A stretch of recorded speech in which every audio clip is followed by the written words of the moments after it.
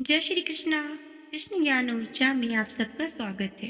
हम सब फागुन मास के महात्म्य को सुन रहे हैं, जिसमें सनत कुमार जी ने पूछा कि हे नंदिकेश्वर, पूर्व काल में उत्पन्न हुए लिंग अर्थात मूर्ति की उत्पत्ति के संबंध में हमें विस्तार से बताइए।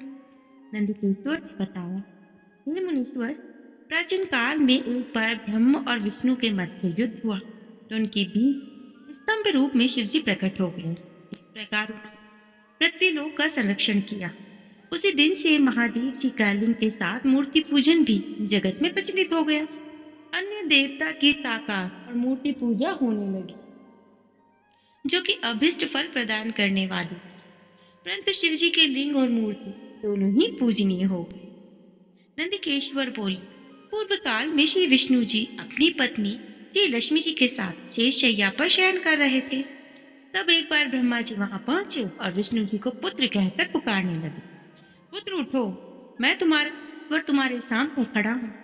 अब यह सुनकर के विष्णु जी को अत्यंत क्रोध आ गया। फिर वो शांत हो गए और बोले, पुत्र, तुम्हारा कल्याण हो, कहो अपने पिता के पास कैसे आना हुआ। यह सुनकर ब्रह्मा जी कहने लगे, मैं तुम्हारा रक्षक हूँ, सारे जगत का पितामह हूँ, सारा जगत मुझ में निवास करता है। तू मेरी नाभि कमल से प्रकट होकर मुझसे ऐसी बातें कर रहा है। अब इस प्रकार से दोनों में विवाद होने लगा और वे दोनों अपने को प्रभु कहते कहते एक दूसरे का वध करने को तैयार हो गए। अब बात आगे बढ़ी, विवाद होने लगा और हंस और गरुड़ पर बैठे बैठे दोनों परस्पर युद्ध करने लगे। ब्रह्मा जी के वक्त उत्तर में विष्णु जी ने अनेक अस्त्रों का प्रहार करके उन्हें व्याकुल कर दिया। अब इससे कुपित हो ब्रह्मा जी ने पलट करके प्रहार कर दिया। उनके पारस्परिक आघातों से देवताओं में हलचल मच गई। वे घबराए, त्रिशूलधारी भगवान शिव के पास गए और उन्हें अपनी सारी कथा सुना दी। भगवान शिव अपनी सभा में उमा देवी सहित सिंहासन पर विराजमान थे और मंद मंद मुस्कुरा रहे थे। अब उनकी बातें सुनकर महादेव बोले, पुत्रों, मैं जानता हूँ कि तुम ब्रह्मा और विष्णु के परस्पर युद्ध से बहुत ज्यादा दुखी हो। तुम बिल्कुल भी मत डरो, मैं अपने गणों के साथ तुम्हारे साथ चलता हूँ। तब भगवान शिव अपने नंदी पर आरूढ़ हो देवताओं सहित युद्ध स्थल की ओर चल दिए। वहां छिपकर वे ब्रह्मा विष्णु के युद्ध को देखने लगे तो उन्हें ज्ञात हुआ कि तो एक दूसरे को मारने के लिए युद्ध कर रहे हैं और उसी इच्छा से माहेश्वर और पाशुपात अस्त्रों का प्रयोग कर रहे हैं। तो वे युद्ध को शांत करने के लिए महाअग्नि के तुल्य एक स्तंभ रूप में ब्रह्मा और विष्णु के मध्य खड़े हो गए।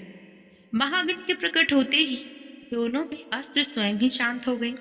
अस्त्रों के शांत होते देख ब्रह्मा और विष्णु दोनों कहने लगे कि इस अग्नि स्वरूप स्तंभ के बारे में हमें जानकारी करनी चाहिए। दोनों ने उनकी परीक्षा लेने का निर्णय किया। भगवान विष्णु ने शुकर रूप धारण किया और उसे देखने के लिए धरती के नीचे चले गए। ब्रह्मा जी ने हंस का रूप धारण किया और ऊपर की ओर चले गए। पाताल में बहुत नीचे जाने पर विष्णु जी को स्तंभ का अंत ही नहीं मिला और वे वापस आ गए। ब्रह्मा जी ने आकाश में जाकर केतकी का फूल देखा।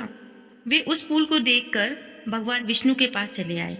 विष्णु ने उनके चरण पकड़ लिए। ब्रह्मा जी के छल को देख भगवान शिव प्रकट हुए। विष्णु की महानता से शिव प्रसन्न हुए और बोले, हे विष्णु, आप सदा सत्य बोलते हैं और मैं आपकी ऐसी समानता का अधिकार देता हूँ और आपका सम्मान करता हूँ। इससे आगे की कथा में नंदिकेश्वर कहते हैं कि महादेव जी ब्रह्मा जी के छल पर अत्यंत क्रोधित हो गए। उन्होंने अपने तीर नेत्र से भैरव को प्रकट किया और उन्हें आज्ञा दी कि वह तलवार से ब्रह्मा जी को दंड दे। आज्ञा पाते ही भैरव ने ब्रह्मा जी के बाल पकड़ लिए और उनका 5वां सिर काट दिया और ब्रह्मा जी डर के मारे कांपने लगे। उन्होंने भैरव के चरण पकड़ लिए तथा क्षमा मांगने लगे। इसे देखकर श्री विष्णु ने भगवान शिव से प्रार्थना की, आपकी आज्ञा से ही मुझे 5वां सिर मिला, अतः आप मुझे क्षमा करें। तब शिव जी की आज्ञा पाकर ब्रह्म को भैरव ने छोड़ दिया। शिव जी ने कहा, तुमने प्रतिष्ठा और ईश्वर को दिखाने के लिए छल किया, इसीलिए मैं तुम्हें श्राप दे रहा हूं। तुम सत्कार, स्थान, उस तब से विहीन रहोगे। ब्रह्मा जी को अपनी गलती का पछतावा हो चुका था। उन्होंने भगवान शिव के चरण पकड़ लिए, क्षमा मांगी, निवेदन किया कि उनका 5वां सिर उन्हें प्रदान करें।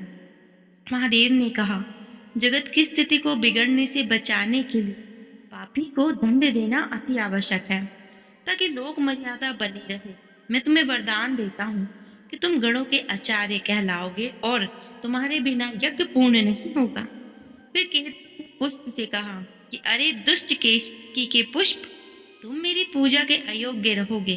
तब केतकी पुष्प बहुत दुखी हुआ और उनके चरणों में गिरकर माफी मांगने लगा। तो महादेव ने कहा, मेरा वचन तो झूठा नहीं हो सकता। तू मेरे भक्तों के योग्य होगा और इस प्रकार तेरा जन्म सफल होगा। तो नंदीश्वर कहते हैं कि ब्रह्मा और विष्णु भगवान शिव को प्रणाम कर चुपचाप दाएं बाएं भाग में खड़े हो गए। उन्होंने पूजनीय महादेव को श्रेष्ठ आसन पर बैठाकर पवित्र वस्तुओं से उनका पूजन किया। दीर्घकाल तक बने रहने वाली वस्तुओं को पुष्प वस्तु तथा अल्पकाल तक टिकने वाली वस्तुओं को प्राकृत वस्तु कहते हैं। उससे महादेव का पूजन किया जो केवल परमात्मा के योग्य हो। उनसे ब्रह्मा और विष्णु ने अपने स्वामी महेश्वर का पूजन किया और इस प्रकार प्रसन्न होकर भगवान शिव ने दोनों देवताओं से मुस्कुराकर कहा कि पुत्रों, आज तुम्हारे द्वारा की गई पूजा से मैं प्रसन्न हूँ और इसी कारण यह दिन परम पवित्र और महान होगा।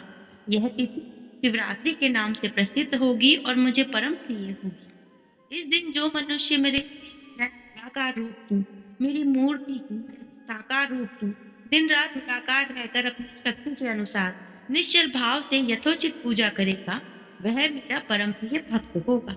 पूरे वर्ष भर निरंतर मेरी पूजा करने पर जो फल मिलता है, वह फल शिवरात्रि को मेरा पूजन करने मात्र से ही मिल जाएगा। जैसे पूर्ण चंद्रमा का उदय समुद्र की वृद्धि के अवसर पर होता है, उसी प्रकार शिवरात्रि की तिथि पर मेरे धर्म की वृद्धि का समय होगा और इस तिथि को मेरी स्थापना का मंगलमय उत्सव होगा। इस प्रकार से भगवान शिव कहते हैं और कहते हैं कि यदि दर्शन के साथ मेरा पूजन किया जाए तो इतना अधिक फल प्राप्त होता है कि वाणी के द्वारा उसका वर्णन भी नहीं किया जा सकता। जय श्री कृष्ण। राधे राधे।